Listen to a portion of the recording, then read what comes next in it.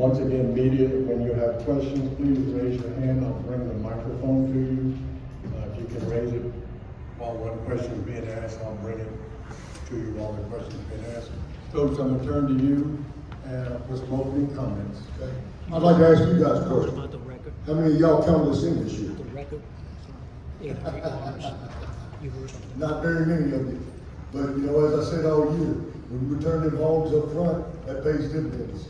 And you saw that again today as you consider to see through the playoffs. Questions?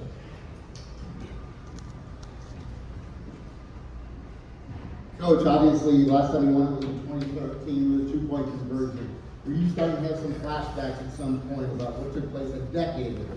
No, you know, I sit there and battle back and forth. I'm mentally dead. And I said I'm going for 2 points for the win right here. There was no doubt in my mind we were going to make it.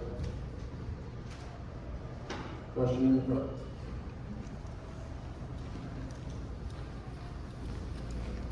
Hey coach, everyone wants to talk about the 2-point conversion, but you guys had no timeouts left before Jamarion's game-winning touchdown. What made you decide to run the ball instead of do the conventional pass in that situation? Because with our offense, of course, we are our pro, run the shooter, but we don't, you know, you see us, we don't send in players, we signal everything from the sideline, so we can snap it with 5 seconds going off the clock, or we can wait till there's 5 seconds left.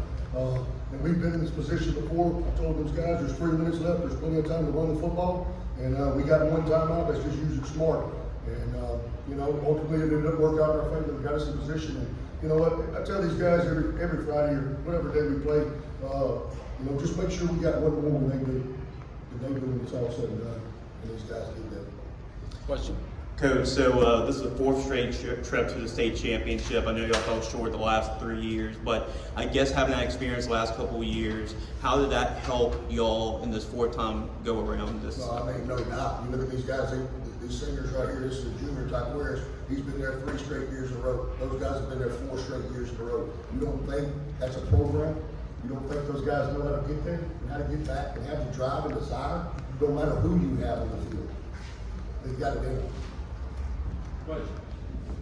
For the players, I mean, just talk about what's going through your heads and what's going through your minds on that 2-point play and running down the clock. Was it cool as a cumber, or was it just? Tell them what you told me first. Tell them what you told me when I said shoot. At first, when coach told me we were gonna go for the 2 for the win, I told him nah. I said kick it. But then I thought about it. I said nah. I believe in my teammates. I said we can get it. We gonna get it. I told him. He said all right. We caught a play. My brother ran it in. He scored. Stay champs.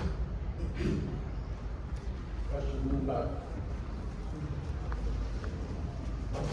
Coach, you had that long pause with the review, and then they take 2 timeouts before that 2-point conversion. Is there any thought to change the play, or was it the same play the whole time? No, it was the same play the whole time. You know, like I said, I felt very confident. And I believe in these guys. They believe in me, and you know that's a big part of it. You have to trust each other. You know, I knew when they got out there, I gave the ball to them. They were going to take care of it. Jamarian, walk us through the 2-point conversion and describe what that moment was like for you. It was special, you know. Before, when we were down, my O-line came up to me, he was like, we get the ball back and we scored. Coach Spratt wanted to go for the 2. He's known for that. So, you know, I was just prepared for it. You know, I expected, I thought he was going to kick it first, but Jordan told him to kick it. You know, he put his faith in me. I had to get the ball, and I knew it was our year all along.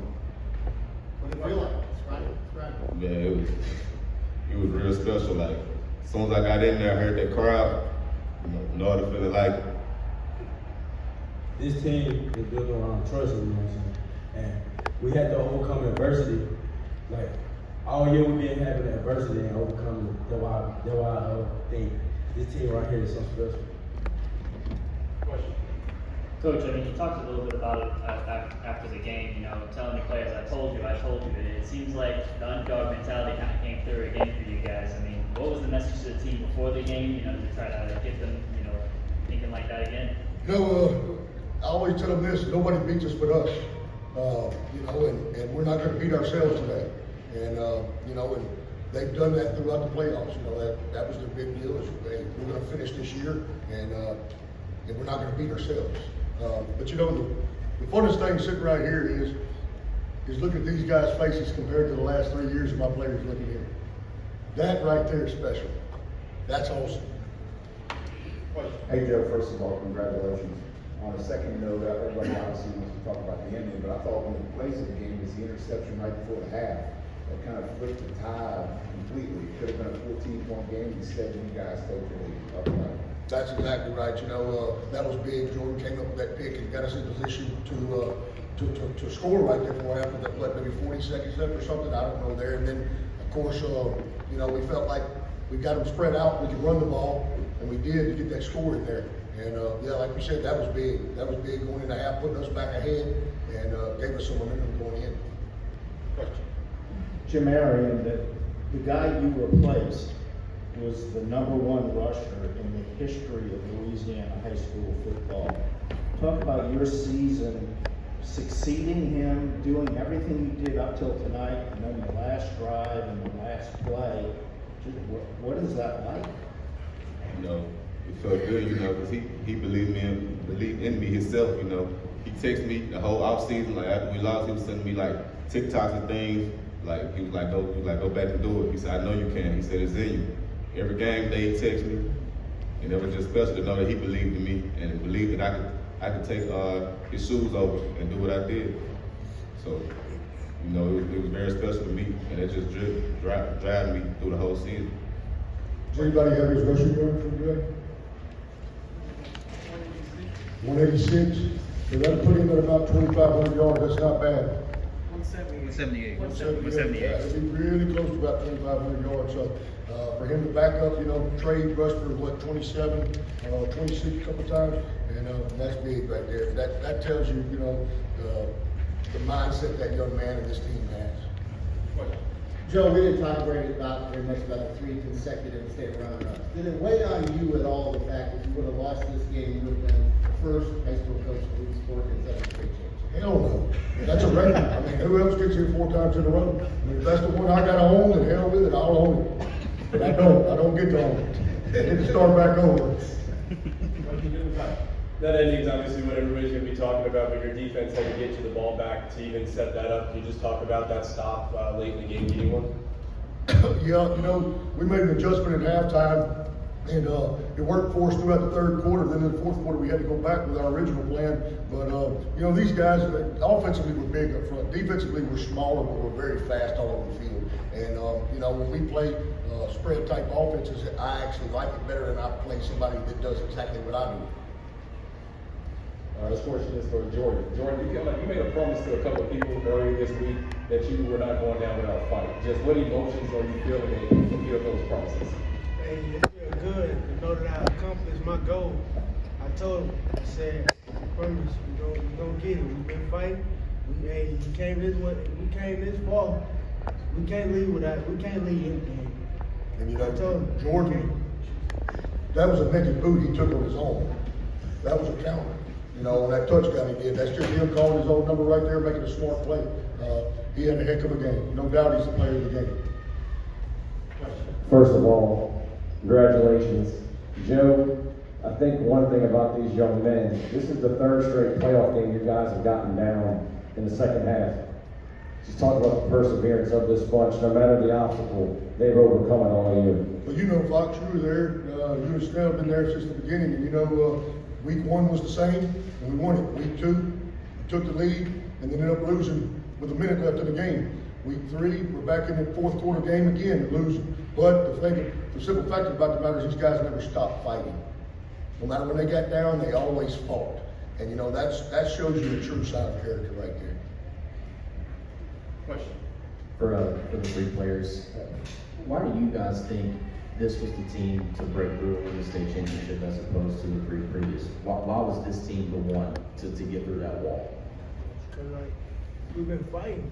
Like it felt different this year. Like we've been here 4 years in a row. 4 years in a row, and we left empty-handed. Like I'm tripping. 3 years in a row, and we left empty-handed. I couldn't go like that this year. We got a special bond with this team. We are closer now. We've been playing football with each other since we were kids. And we know that this year was our year to pull through. I think, you know, this started our first year up there. Like the streak started, and you know, it was just impossible for us not to. All them years that's just passing, we seeing what the other classes are doing wrong. You know what I mean? You can even ask coach, like, we changed different things, like, we changed bedtimes and all that, like, we focusing on this game, and then we gonna realize we're in New Orleans after, but we come here to take care of business. So I think a lot of changes we made during the season helped out too. Yeah, he's not, I mean, I'll tell you one thing, these guys, with these seniors told me, they want their phones taken every Friday at 4 o'clock. And, you know what, that's big, and that came from them. You know, last night they wanted their phones taken up by 11. You know, just a great group of young men. Question. Coach, I had to ask the $50 million question too.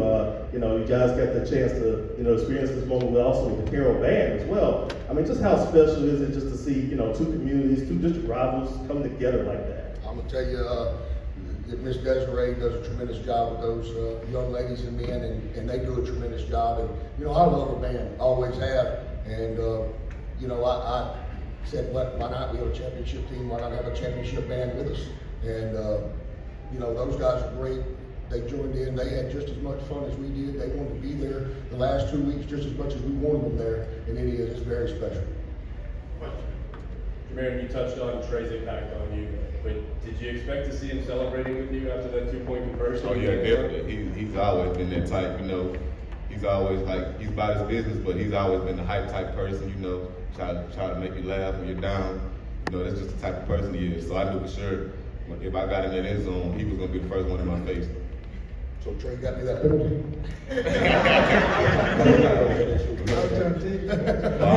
All that he did was, you know, I'll take the penalty. I'll take it too, BJ. Okay. This one's gonna be for the players. We're gonna close it out now.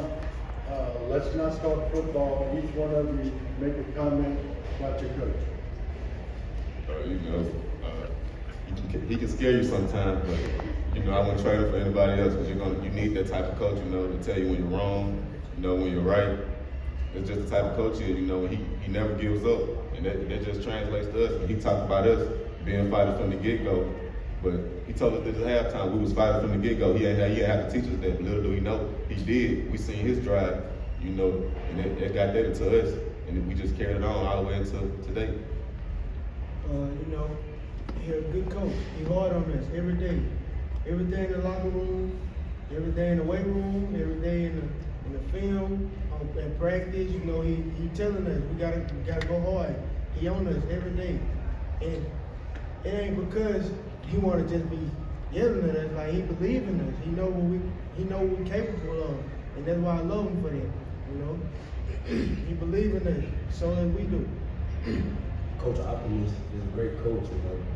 And he might get on you every once in a while, but later on he'll come in and smile with you, bring you back up. Like, he's a special person in my life. He impacted my life well. Coach, you have the final word. You know, just glad to be up here and have this opportunity with these young men and be able to share this experience with them. And just very proud of them and love them. And they'll always share this memory with me. State champions. Yes, sir. State champions. Performers. Come on, man, we're gonna go join the rest of you.